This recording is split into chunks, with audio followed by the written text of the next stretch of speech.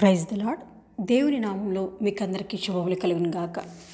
ఈరోజు నేను బైబిల్ వాక్యం చదవటం లేదు, కానీ నా అనుభవంలోకి వచ్చిన 2 విషయాలు మీతో షేర్ చేసుకుందాం అనుకుంటున్నాను.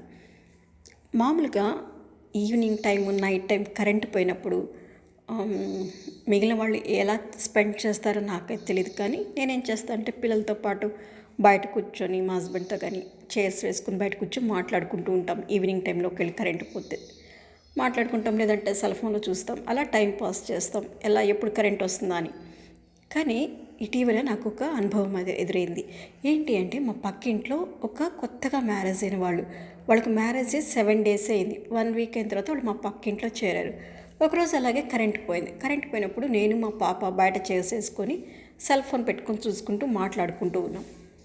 ఆ వైఫ్ అండ్ హస్బెండ్ ఏం చేస్తున్నారంటే, ఆ యవ్వనస్తులు ఆ కరెంటు పోయిన టైంలో ఇద్దరు మోకరిల్లి ప్రేయర్ చేస్తున్నారండి. అసలు నాకు ఎంత సిగ్గుగా అనిపించిందంటే, ఇలా యూటిలైజ్ చేసుకోవచ్చా కరెంటు పోయిన సమయాన్ని, దేవుని ప్రార్థనలో మనం గడపవచ్చా అని.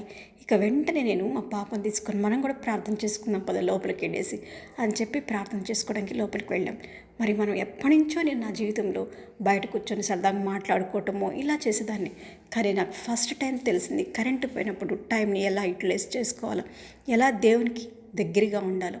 తర్వాత ఇంకొక విషయం ఏంటంటే, నేను ఒక మ్యారేజ్కి వెళ్ళినప్పుడు ఆ పెళ్లి కూతురు సచివాలయంలో ఎంప్లాయీ. వాళ్ళ నాన్నగారు ఒక ప్రైవేట్ ఎంప్లాయీ, ప్లస్ తను సండే ఒక చర్చి కట్టుకొని వాళ్ళు దేవుని సేవ కొనసాగిస్తూ ఉన్నారు. తర్వాత ఈ పెళ్లి కొడుకు దగ్గరికి వచ్చేటప్పటికి, పెళ్లి కొడుకు సాఫ్ట్వేర్ ఇంజనీర్ హైదరాబాద్లో, వాళ్ళ నాన్నగారు ఒక పాస్టరు. అయితే వాళ్ళు ఇంకొక సంఘం పెడుతూ వాళ్ళ నాన్నగారు చెప్పారంట, ఆ ఇంకొక సంఘం పెడుతున్నాను నేను, దానికి నువ్వు పాస్టర్గా ఉండాలి, సో నీ జాబ్ నువ్వు రిజైన్ చేసేసి పాస్ట్ ట్రైనింగ్కి వెళ్ళిరా అంటే, ఆ బాబు తన సాఫ్ట్వేర్ ఇంజనీర్ జాబ్కి రిజైన్ చేసేసి పాస్ట్ ట్రైనింగ్ తీసుకొని వచ్చారు. వచ్చిన తర్వాత వాళ్ళిద్దరికీ మ్యారేజ్ సెటిల్ అయిపోయింది. మ్యారేజ్కి నేను వెళ్ళాను. మ్యారేజ్ అంతా చాలా బాగా జరిగింది. లాస్ట్లో ఆశీర్వాదం ఇచ్చే ముందు పాష్ గారు అడుగుతున్నారు, ఎంగేజ్మెంట్ అయిన తర్వాత మీరిద్దరూ సెల్ ఫోన్ నెంబర్లు ఒకళ్ళొకళ్ళు తీసుకున్నారా అని అడిగేటప్పటికి అందరూ నవ్వటం మొదలుపెట్టారు. ఏంటి యూత్ అంటే ఇంక మాట్లాడుకుంటూ ఉంటారు కదా, నైట్ అంతా చాటింగ్లో ఉంటారు. అందులో ఎంగేజ్మెంట్ అయిన తర్వాత ఇంకా పెళ్ళికి కావాల్సిన వాళ్ళ ఫ్యూచర్ ప్లాన్లు కానివ్వండి, సరదాగా మాట్లాడుకోవడం కానీ ఇలాంటివి ఉన్నాయి కదా. సో వాళ్ళు ఏం చేశారంటే అందరూ నవ్వుతున్నారు. ఆ పెళ్లి కొడుకు పెళ్లి కూతురు కామ్గా నిలబడ్డారండి, ఏం మాట్లాడలేదు. అందరూ నవ్వటం అయిపోయిన తర్వాత వాళ్ళు చెప్తున్నారు, మేమిద్దరం నంబర్లు తీసుకున్నాము, ప్రతిరోజు రాత్రి 9 గంటలకు ఫోన్ చేసుకుంటాం, ఇద్దరం ఒక 10 minutes మాట్లాడుకుంటాము. తరువాత స్పీకర్స్ పెట్టుకొని ఆ పెళ్లి కొడుకు వాళ్ళ ఇంట్లో తన రూమ్లో తను మంచం దగ్గర మోకాళ్ళు ఉంటాడంట. ఈ అమ్మాయి తన రూమ్లో తన మంచం దగ్గర మోకాళ్ళు ఉండి ఇద్దరూ కూడా వారి భావి జీవితం గురించి, తల్లిదండ్రుల గురించి, సంఘం గురించి కలిసి ఏకీభవించి ప్రార్థన చేస్తున్నారంటండి. ఆ మాట చెప్పిన తర్వాత వాళ్ళిద్దరూ అప్పటి వరకు నవ్విన వాళ్ళ నోట్లోంచి ఒక్కళ్ళకి మాట రాలేదండి. ఆ యవ్వనస్తులు రాత్రి 9 గంటలకు మోకాళ్ళుండి అందరి కోసం ప్రార్థిస్తున్నారు అంటే ఎంత ధన్యమైన జీవితం కదా. దేవుడు ఎంత మంచి భవిష్యత్తు ఇస్తాడో కదా వాళ్ళకి. అప్పటి వరకు నవ్విన వాళ్ళ నోట్లోంచి ఎవ్వరి మాట రాలేదు. అందరూ ఆశ్చర్యపోయి చూస్తున్నారు ఆ పెళ్లి కూతుర్ని పెళ్లి కొడుకుని. మరి ఎంత మంచి బిడ్డలు. మనం ఈ వయసులో ఉన్నా కూడా కొంతమందిని చూసి నేర్చుకోవాలండి.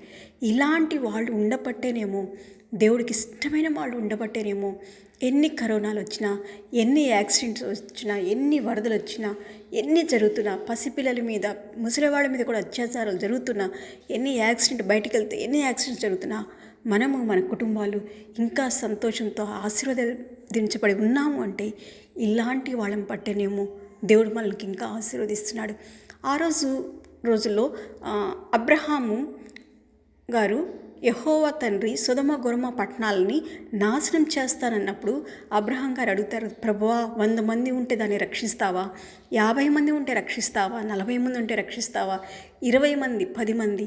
దేవుడు చెప్తున్నాడు, 5 మందిని బట్టి కూడా ఆ పట్టణాలను నేను రక్షిస్తాను. అలాగే ఇలాంటి బిడ్డలు, యవ్వన కాలంలో ఉన్న ఇలాంటి బిడ్డలను బట్టి ఇప్పుడు మనం ఇంత సంతోషంగా ఉన్నామేమో. మరి మనం ఎలా ఉన్నాం? మనల్ని బట్టి అవతల వాళ్ళు ఆశీర్వదింపబడేలాగున్నారా? ఇంకొకరికి మాదిరి జీవితం మనం జీవిస్తున్నామా? ఒకసారి మనం పరిశీలించుకుందామండి.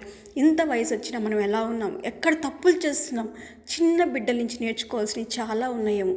ఇలాంటి మన అనుభవాల్లో ఎన్నో ఎదురై కదా, ఒక్కొక్కరికి ఎన్ని ఎదురవుతుంటాయో. మరి అలాంటి వాటి నుంచి మనం ఏం నేర్చుకుంటున్నాం? దేవునికి దూరంగా ఉంటున్నామా? ఏ విషయంలో దేవునికి దూరంగా ఉంటున్నాము? లేదా ఇంకొకరికి మనం మాదిరికర జీవితం జీవిస్తున్నామా? వాళ్ళని చూసి మనం నేర్చుకున్నట్టు, వాళ్ళని చూసి సంతోషపడినట్టు, మనల్ని చూసి ఇంకొకరు చెప్పుకుంటున్నారు, అది చూడు వాళ్ళు ఎలా ఉన్నారో అలాగ మనం ఉండాలి అని మనం చెప్పేవారుగా ఉంటున్నామా? మనకు రెండవ అక్కడ దగ్గరికి వచ్చే కొంది మనం పరిశీలన చేసుకోవాలి. మనకి టైం లేదండి. పరిశీలన చేసుకొని మనలో ఉన్న చెడుని, దేవునికి ఆయాస్కరంగా ఏది ఉందో అదన్నిటిని తగ్గించుకుంటూ దేవునికి ఇష్టమైన బిడ్డలుగా ఉండడానికి, మనల్ని బట్టి ఇంకొకరు ఆశీర్వదించబడడానికి, మనల్ని బట్టి ఇంకొకరు వాళ్ళ జీవితాన్ని మార్చుకునేలాగా ఉండడానికి సహాయం చేసుకుందాము, ప్రయత్నిద్దాము. దేవుడు మిమ్మల్ని దీవించి ఆశీర్వదించి కాపాడు కాక. ఆమేన్.